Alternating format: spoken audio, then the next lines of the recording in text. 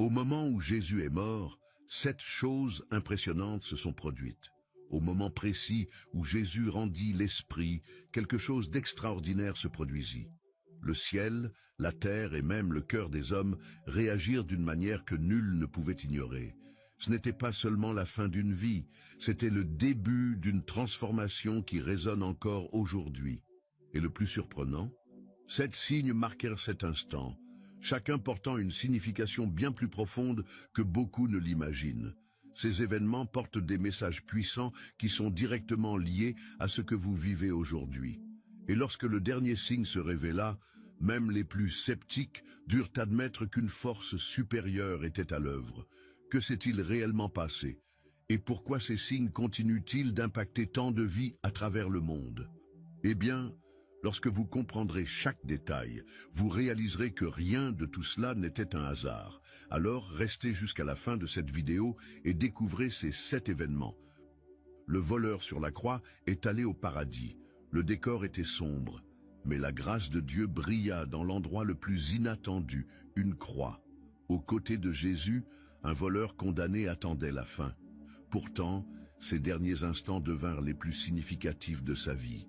Reconnaissant l'innocence de Jésus, il s'écria « Jésus, souviens-toi de moi quand tu viendras dans ton royaume ». Évangile de Luc 23, 42. Au milieu de la douleur et des moqueries, cet homme trouva l'espérance. La réponse de Jésus fut directe et pleine de miséricorde. « En vérité, je te le dis, aujourd'hui tu seras avec moi dans le paradis. » Luc 23, 43. Il n'y eut ni jugement, ni liste de péchés, seulement la promesse de la vie éternelle. Ce voleur n'avait pas eu le temps d'accomplir de bonnes œuvres, ni de suivre un long chemin de foi. Pourtant, la grâce de Dieu l'atteignit. Cet instant prouve que, même au dernier souffle, un repentir sincère ouvre les portes du ciel. Si vous portez le poids de vos erreurs, souvenez-vous, le pardon de Dieu n'a pas de limite. Peu importe jusqu'où vous êtes allé, Jésus est toujours prêt à pardonner.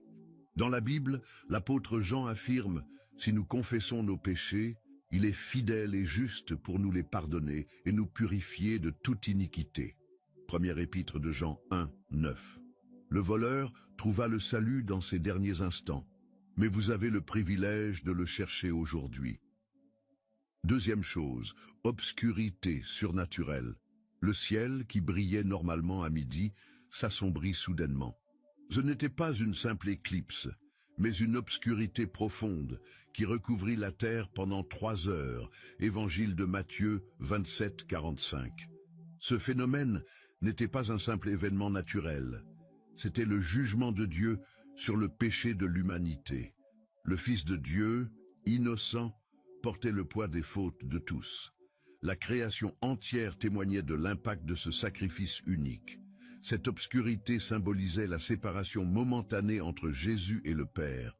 À l'apogée de sa souffrance, il s'écria « Mon Dieu, pourquoi m'as-tu abandonné ?» Matthieu 27, 46. Ces paroles, prophétisées dans le psaume 22, révèlent l'ampleur du prix payé pour notre rédemption. Le silence du ciel n'était pas un signe d'indifférence, mais l'accomplissement du plan divin établi depuis le commencement. Chaque seconde de cette obscurité annonçait la victoire imminente sur le péché.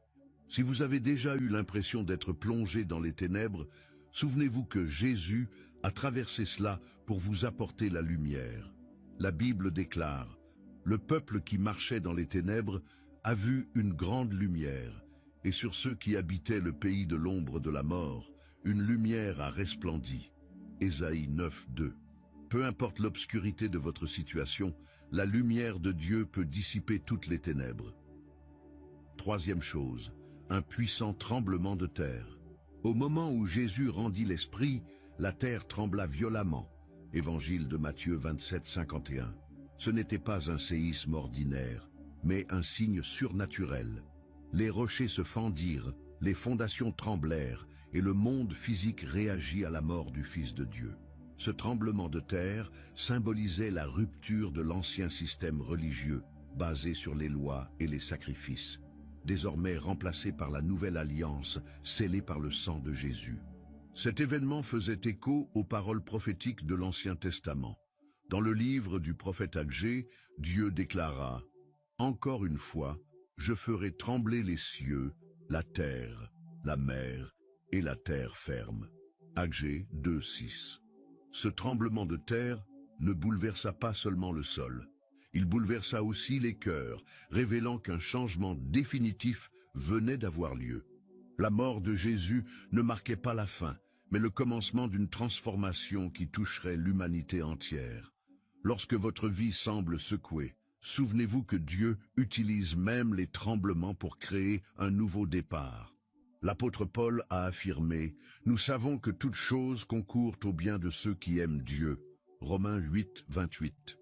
Même dans les moments de grande turbulence, le plan divin est toujours en action. Si vous croyez en cette parole, écrivez dans les commentaires « Seigneur Jésus, je crois qu'au milieu de mes épreuves, tu prépares un nouveau départ pour moi. Amen. » Quatrième chose, le voile du temple déchiré. Au moment exact où Jésus mourut, le voile du temple se déchira de haut en bas. Évangile de Matthieu 27:51.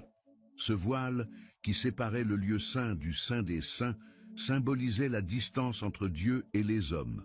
Seul le souverain sacrificateur pouvait le traverser une fois par an pour offrir un sacrifice pour les péchés du peuple. Mais par le sacrifice de Jésus, cette barrière fut abolie, ouvrant à tous un accès direct à Dieu. La déchirure du voile ne fut pas une œuvre humaine. Il se déchira de haut en bas, indiquant que l'initiative venait de Dieu lui-même. L'ancienne alliance, fondée sur les rites et les sacrifices, laissa place à la nouvelle alliance, fondée sur la grâce et l'amour de Jésus. Comme il est écrit dans l'Épître aux Hébreux, nous avons, par le sang de Jésus, une libre entrée dans le sanctuaire par le chemin nouveau et vivant qu'il a inauguré pour nous à travers le voile, c'est-à-dire sa chair. Hébreux 10, 19, 20. Désormais, la présence de Dieu est accessible à tous, sans intermédiaire.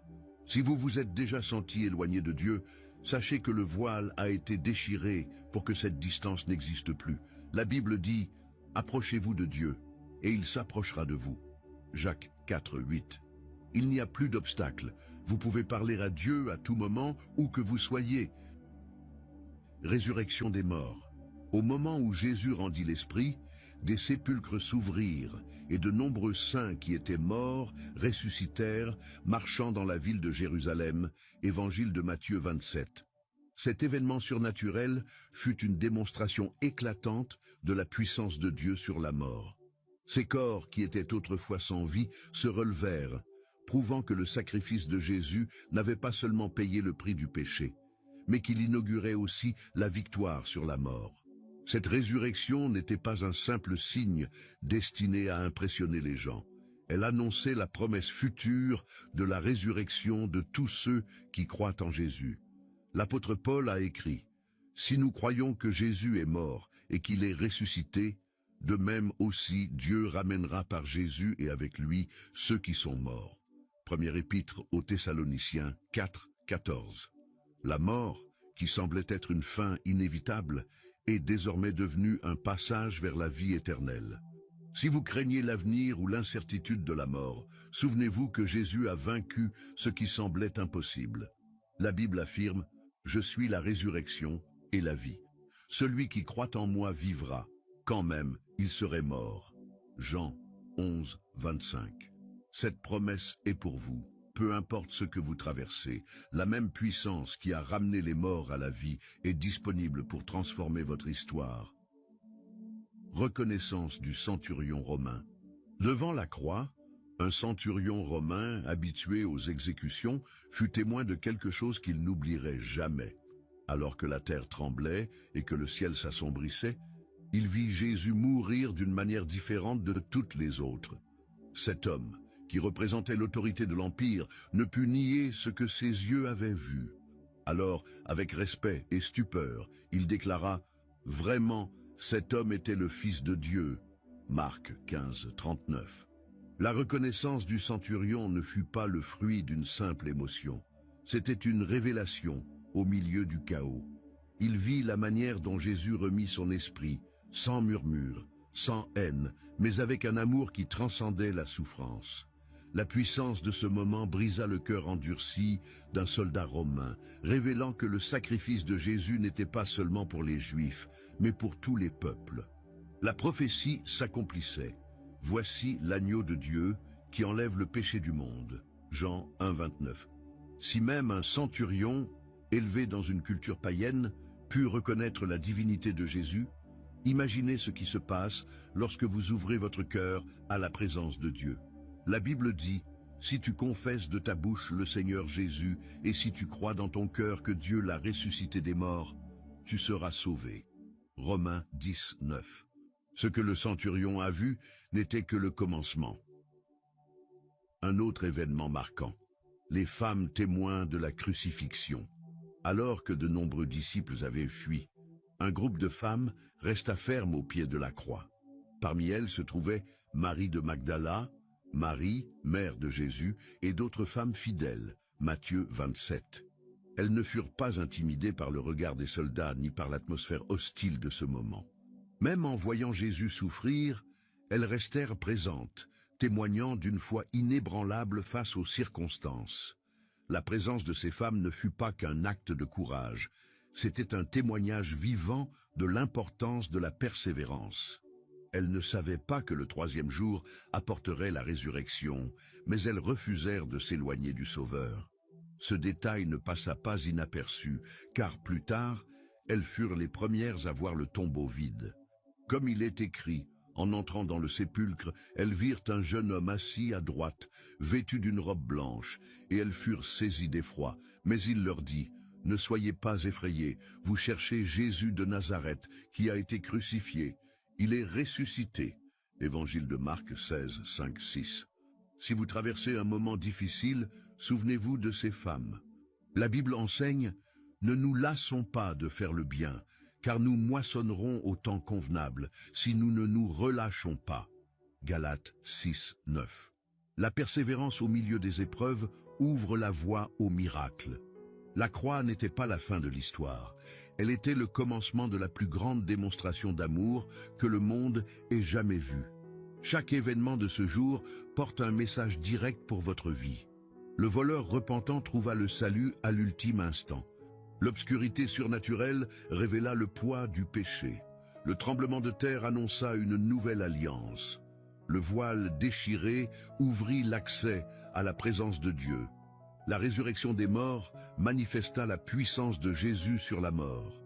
Le centurion reconnut la vérité sous ses yeux, et les femmes fidèles prouvèrent que la persévérance est toujours récompensée. Le véritable impact se produit lorsque vous laissez cette vérité transformer votre vie. Comme il est écrit dans la Bible, « Aujourd'hui, si vous entendez sa voix, n'endurcissez pas votre cœur. » Hébreux 3, 15. Alors, faites le prochain pas. Recevez Jésus dans votre vie de tout votre cœur.